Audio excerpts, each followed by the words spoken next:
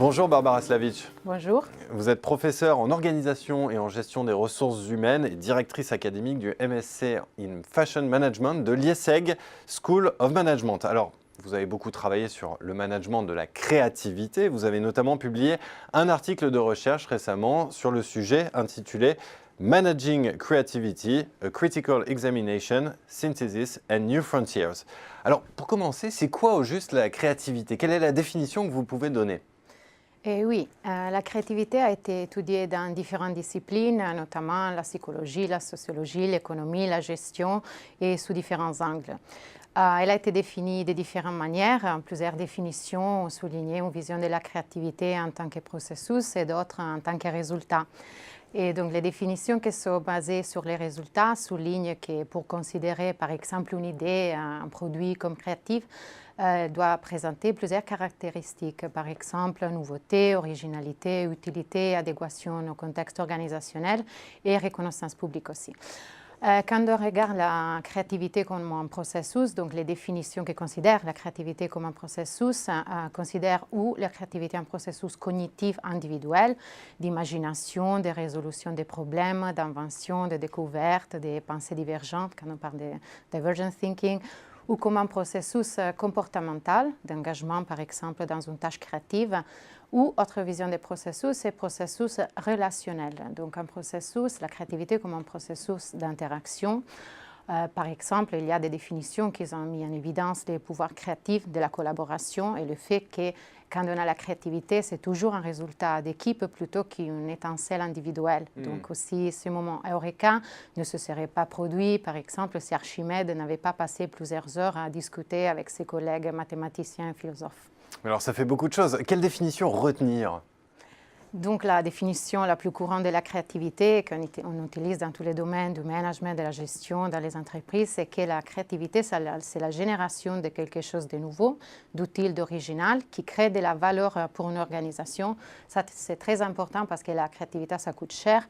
Donc on veut de la créativité pour créer de la valeur, pas juste pour avoir de la créativité parce que c'est à la mode. Quel est le constat que vous dressez quand vous observez le management de la créativité tel qu'il est pratiqué aujourd'hui dans les entreprises et notamment quels sont les points faibles que vous pouvez identifier?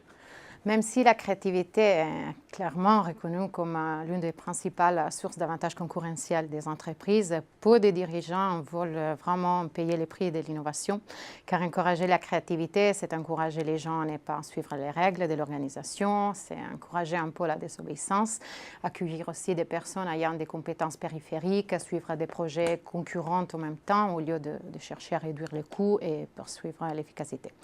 Les organisations ont tendance à aimer la stabilité, les routines, les règles, donc c'est plus facile d'avoir des routines que la créativité, bien sûr.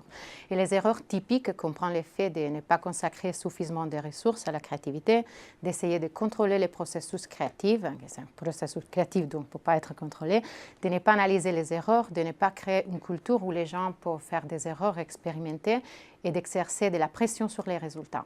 Alors, qu'est-ce qu'on peut faire? Comment encourager la créativité? Vous l'avez dit vous-même, c'est quand même plus confortable d'être dans un cadre normé. Alors, il y a de nombreuses études qui ont tenté d'identifier les conditions les plus importantes pour la créativité.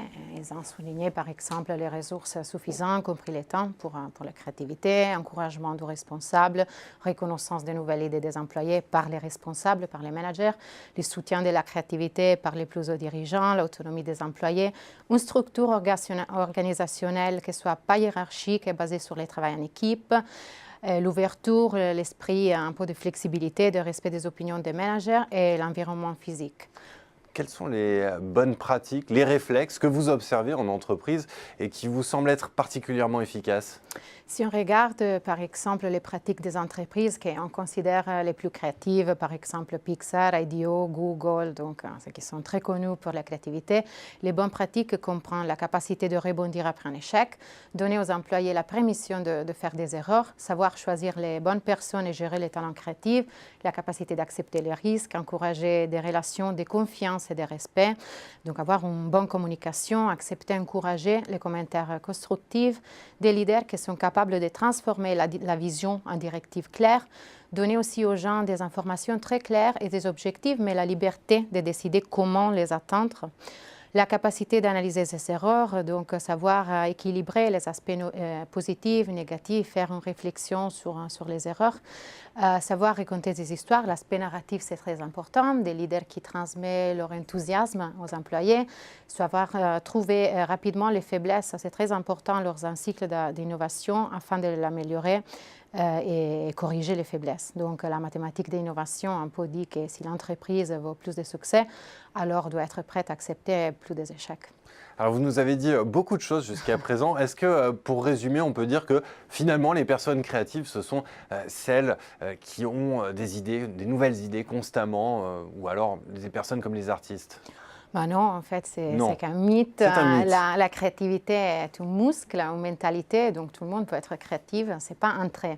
La créativité fait naturellement partie de la pensée et du comportement humain pour être bloqué dans les organisations. Donc il faut vraiment l'entraîner pour aider les gens à retrouver la confiance créative, parce que bâtir la confiance par l'expérience encourage une action plus créative dans le futur. Eh bien, merci beaucoup Barbara Slavic pour cet éclairage sur la créativité. Donc on a bien compris que c'était une notion complexe et surtout complexe à mettre en place dans les entreprises. Merci encore. Merci à vous.